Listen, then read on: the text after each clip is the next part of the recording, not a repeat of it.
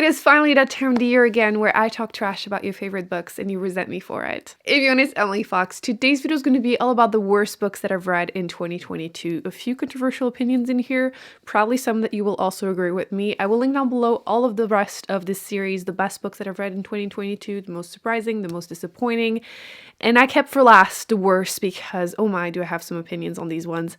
I don't feel like this year was that bad. I've learned to put down books when I'm not enjoying them, so I don't have that many that I hate. I mean, I still have like 5 or 6. But then there's going to be like rapid fire towards the end for the rest. So let's start with the ones that are bad. Very, very bad. I will mention when there are spoilers because some of these I need to mention the spoilers to really complain. I've waited all year, okay? So my hate has festered. But some of these I will mention the spoilers. I'll try to keep that for the end review. It's going to be on screen. You can skip ahead, but I don't recommend these books, so you do you. The first one we're going to talk about is Norwegian Woods by Murakami. My first and probably last Murakami because, wow, this was awful. I don't understand why people like him. I was warned that he had a weird obsession with like nipples, but I still wasn't prepared. This is one of his shortest books. I had heard that this was a romance, which questionable, and I hated all of it. Okay, let's start with the positive. The main character, I do think the author did a great job to show is the feeling of alienation that you have, you know, as a young adult. He goes to university, feels very lonely, and he's clearly surrounded by unhinged people, specifically women. Honestly, has this author ever spoken to women literally ever? I said I was going with the positive first. It's a Japanese translation. I have read about 5 this year, and I do think in general they read very, very dry, at least in English. And this one was the least dry of the 5. And this is where we stop with the positive. That's it. That's it. I have so much hate. Let's start with my favorite quote. Might as well start with that one. You're not ready for this. Just generally speaking, my biggest issue is that every female character, yes, is unhinged, not in a fun way. Like, I get that they're supposed to be mentally unstable, but like, not in a fun, Amy Dunn, Gone Girl kind of way, but in a, oh, I'm trauma dumping on you, and then I proceed to touch you in some kind of sexual way, because, of course. So, my favorite quote, for context, this character's female character, her father just passed away. Okay? So, page 229 if you have the same edition. Know what I did the other day, she said? I got all naked in front of my father's picture. Took off every inch of clothing and let him have a good long look. Kind of in a yoga position, like, here daddy, these are my tits and this is my... I said I was going to try to not get this video demonetized. I don't think this is going to be successful. Do I even need to say anything? Who does that? And who says that to him? And that's where my issue lies. Every single female character has these weird conversations because they're so quirky with him for no reason. Why are they discussing this with him? Generally speaking, the sex scenes are awful. If you're going to make me read something spicy, please make it good. I'm going to put some on the screen because I refuse to say that out loud. Actually, you know what? We're here. I forgot about this one. Wow, this is awful too. Okay. There's also a female character who is 40, and now that I've seen it, I can't unsee it. I feel like there's this weird combination with some male authors, this obsession with 40-year-old women in wrinkles. It's like they think we turn into raisins as soon as we turn 40. Makes no sense. And she gets paragraphs, and I'm not joking, paragraphs about her wrinkles multiple times in the book. It's weird. We also get a description of her breast towards the end, and it goes something like, she had the breast of a little girl. Again, no comment. And she has the weirdest scene of all of them. Actually, spoiler. We're going to go right there right now because I can't keep it in 5 more seconds. So the first time she meets him, she trauma dumps about a SA scene that happens to her with a 13-year-old girl she was teaching piano to. And she goes in details for whose benefit, you know? And she makes sure to repeat very clearly to the main character that she just met that day how wet this whole thing made her feel, how good this felt. Because of course, there's another scene where the male character has sex with another female character, and it's not very consensual. And she also has an orgasm because of course. So at this point, I've just decided that the narrator, the main character, is just not a reliable narrator. Like, there's no way. Like, sometimes they're giving him a hand job, and it's totally doing it for them. Of course. I can't do this. Like, why? Like, this is just absolutely awful. Honestly, not one decent female character in there. And why? Why? The worst part for me, I think, is that I'm now looking back at every time someone has told me that this was their favorite book. I wish I could go back in time just to judge them properly when that happens. Like, in the future, if someone tells me they love that book, I will judge you. Like, if you specify that you like the feeling of alienation and you think the female character are awful, maybe, but why? So yes, this was absolutely awful and I resent reading it. Why is everyone raving about him? I have one Q84 by him on my shelf. I think I'm just gonna get rid of all of them because I don't want this on my shelf. Why? No. Speaking of books that should not exist, who is putting that much money behind this author? We need to talk. We seriously need to talk. This is The House Across the Lake by Riley Sager. And if you go to my worst books of 2021, I said that Survive the Night was the only book I gave 1 star to, written by him too, and that was going to be my last book by him. Clearly, I'm a slow learner, and I decided to torture myself and give him one last shot. This is the last time. This is the last time. This was absolutely awful. You take 2 or 3 really awful books and just jam them together badly, you get this book. Why? Why? You have this alcoholic woman, of course, and she spies on her neighbors and she thinks that something happened to that dude's wife because she thinks they're having a problem because she saw her swim in the lake without her ring. Not that a bunch of people removed her ring to go in the lake, but that's a different story. And she judges him for eating frozen food while she drinks bourbon all day with grilled cheese. She's also famous, yes, but she conveniently enough doesn't use social media.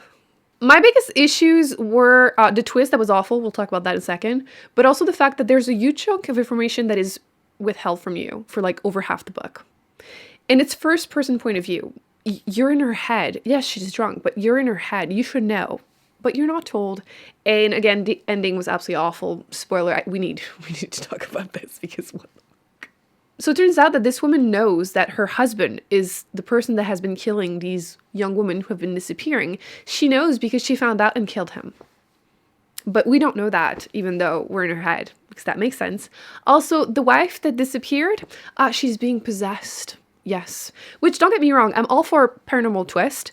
The author has played with that in the past, which, again, I'm all for it. But it was so badly executed. Like, literally, there's one mention prior in the book that this is a possibility.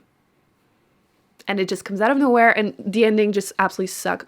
Also, this is the second time that the author chooses to match the main female character to a man that is clearly an abusive moron. Like he's her neighbor, and he's an ex-cop, and his wife unalived herself, and she totally left a note. Of course. He totally didn't do it. He did it. You can't convince me. Boone killed his wife. He did. So yes, at this point, I'm just really wondering, why him? Why so much marketing behind? You cannot convince me that there wasn't one more better book that came across your desk. Not one.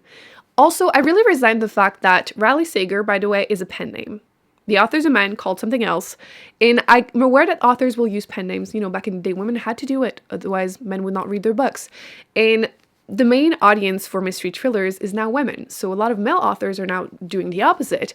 And that's another topic. But what annoys me is that if you're doing that and then also relying heavily on your main female characters being dumb, because it's not the first time, it's basically every time, I'm starting to judge you. So this is the last book I will ever read by him. This is not good. Like, you can't even hate read it. At least Survive the Night is so bad you can laugh. This just sucks. This one is going to hurt. This is The Last Wish. The first book in the Witcher series was technically 0.5. It's a short story collection, which is important, okay? And I'm aware. I'm making that very clear. But I had watched a TV show and enjoyed it, wanted to get more because I kept hearing that the world building was fantastic. I'm a big fan of magic systems, and I wanted to learn more about the witches, basically, Yennefer. I didn't even get there, by the way. Because I wanted to see if the vibes I was getting were accurate. I felt like you definitely feel the whole, like, oh, witches are like bitter, ugly women, blah, blah, blah. I didn't get there, but I've heard the spoilers. That's definitely the vibes in the books too. But in this one, you get some of the backstories of Gerald, the Witcher, and he's meant to be morally grey, but I think we can just say that he's a straight up asshole. He's a douche canoe. Like, there's literally no redeeming quality by him. Let's talk about some of the issues with it. I feel like when I talk about this book, people will be like, it's fiction. Yes. Yes, it is. You know what that means? That means that the author chose every single word. Every single one. Which means that he decided to describe the pointy breast of a 14-year-old girl. Or that the 17-year-old was well developed. And there's just like a lot of classic fantasy written by men, an obsession with virgin, just like a lot of casual misogyny. Straight up throughout the book. Like, this is literally like the TV show. You just add a shit ton of sexism. And yes, it's clearly a choice by the author, but there's a difference between a sexist world, character, and author. I think it's the latter. My favorite scene. In my edition, page 116, okay? You get the backstory of the Witcher. I mean, you get a little bit of like how awful his childhood must have been. Becoming Witcher is not easy. How awful it is to pretend to have no emotions and like people hating you. I get all of this, but in this scene, he is talking at a woman, at her because she can't talk. She made a vow of silence. How convenient. And he's telling her how much he needs to talk to her. And he's basically trauma dumping, telling her about the first monster he killed, which was like, finally, we're going to get some of his backstory. He was told to not intervene in human business because that's messy. And turns out that the first monster he killed was a man. A grown-ass man trying to SA a 13-year-old kid. And why is that traumatic for him? Oh, I'm glad you asked. It's because she wasn't grateful enough. That must have been so hard for you, Gerald. So hard. And like, he kind of admits that he was an asshole for expecting that, but he still finishes this whole thing by saying, since then, I've only very, very rarely intervened in such matters. Because again, she wasn't grateful enough. She was too busy puking and fainting. I'm going to put it on the screen because once again, I get comments on Goodreads constantly that I'm taking things out of context. They're short stories. There's literally no other context. He's just a fucking asshole. Can we just accept it? I'm all for morally grey characters or just evil characters, but I hate that he's like looked up and like you're told, oh my god, Gerald. Really? Him. This is who you choose. Okay. Frankly, this book is just a perfect example of the kind of fantasy books I have absolutely no more interest in reading.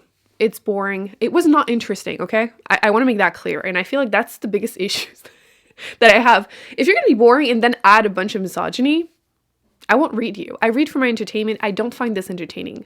I don't want to hear all the jokes of like, oh, men like pinching the ass of women in the temple, or like, oh, I got someone pregnant and I ran away from the village and the main character laughs. Like, it's not fun. There's nothing funny. And there are just so many books out there that I don't want to waste my time, money, energy, platform reading books like that. It's just not good. Maybe there's more world building and amazingness later on, but I've gotten a lot of spoilers since I've said I wasn't going to continue, and I don't think I'm missing out on anything. So this is clearly not for me. I will not finish the book. I will not finish the series. There's so many better fantasy books out there. Another awful fantasy book. The Blinding Knife by Brent. This is book 2 in the Black Prism series, and I had read book 1 and it made it to my most disappointing books of 2017. I don't know why I decided to continue.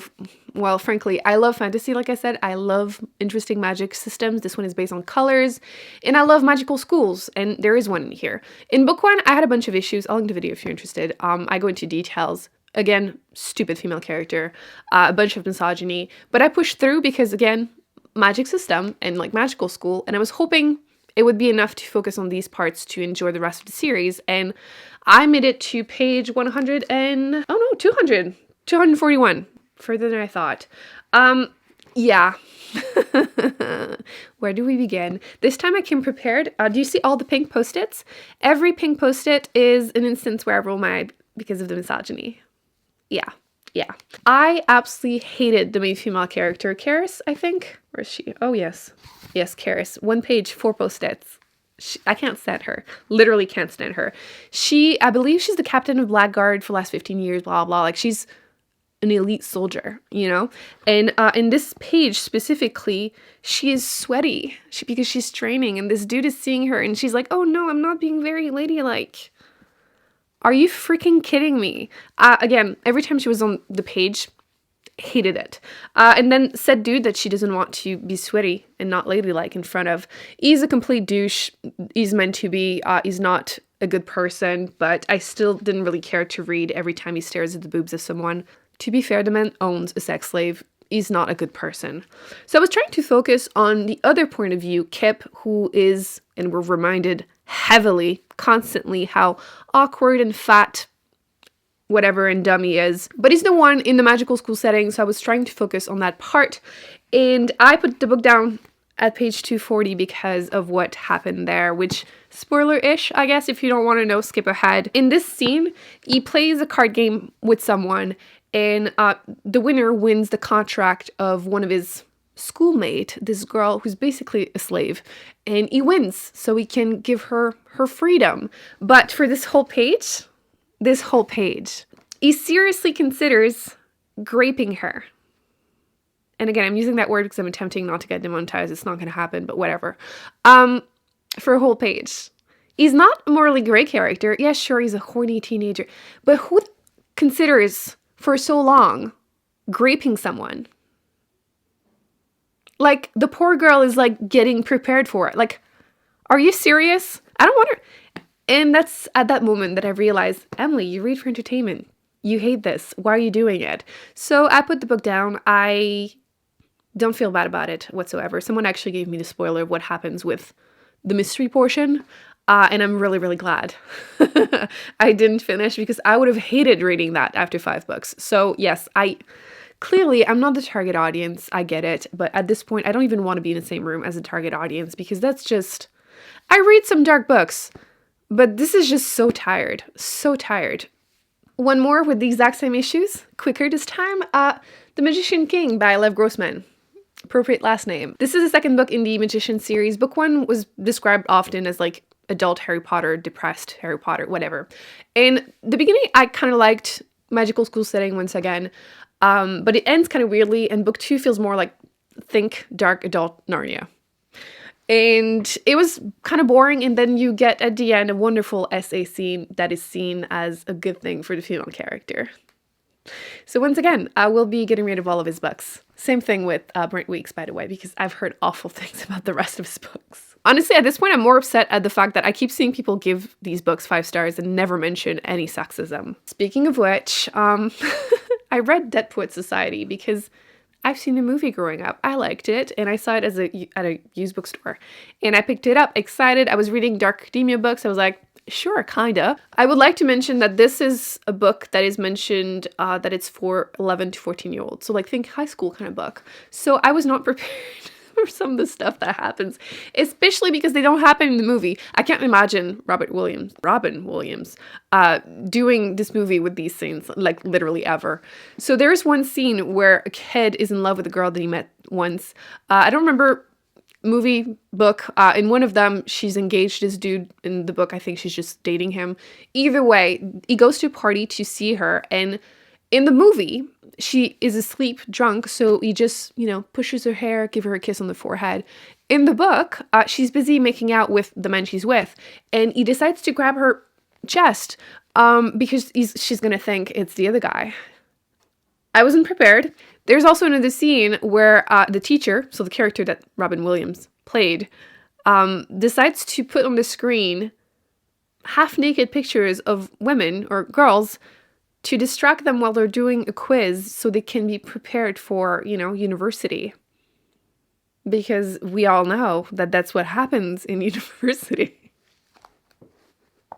I just don't understand. Who wrote this book? Who wrote this and thought, yeah, that's a good idea? I'm really glad these scenes did not make it into the movie, because that was not necessary. And I don't feel like 11 to 14-year-olds would have the right discussions. My teachers did not have the right to have these discussions with us. So why are you making us read something and not comment on it?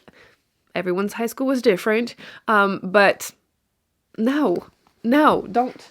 Just watch the movie. We're going to do rapid fire reviews now. We have What Happened to the Bennetts. You don't want to know. Seriously, one of the most boring books I've ever read.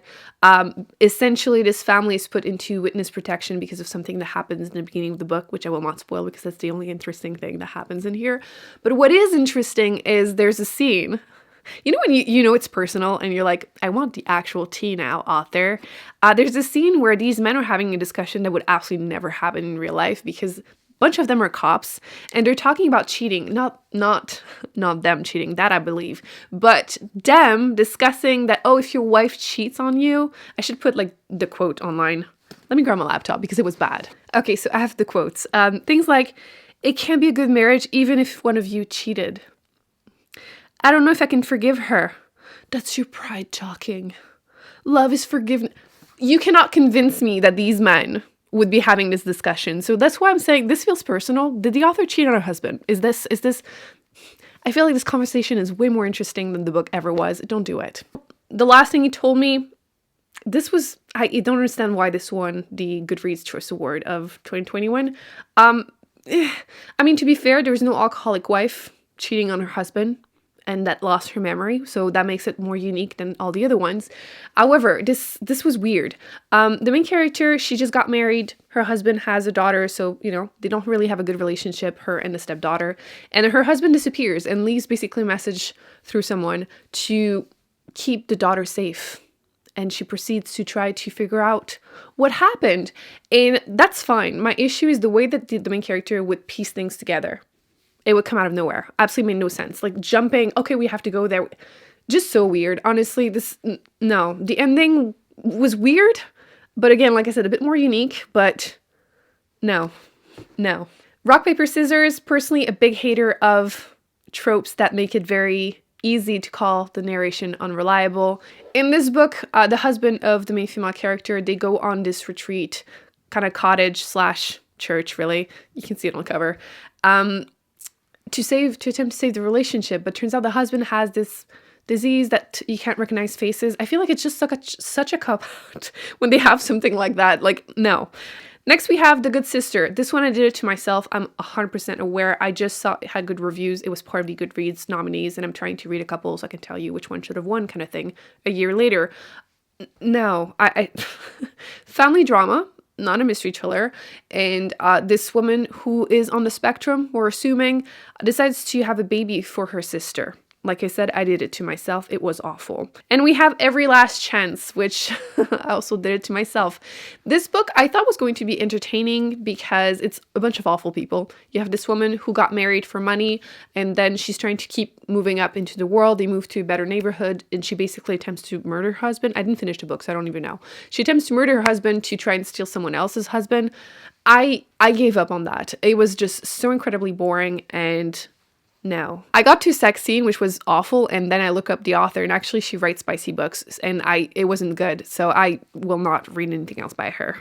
That's it. These are the worst books that I've read in 2022. I don't think it was that bad. I mean, the first couple, definitely that bad, but generally speaking, I feel like I've had a fantastic year. Like I said, I will link the rest of the series of videos in the description box. Actually, I'll put some on the screen. I highly recommend it. You can check those out. One if you want to hear more complaints, one if you want to actually hear some good recommendations, and I will see you in a upcoming video very soon. Bye.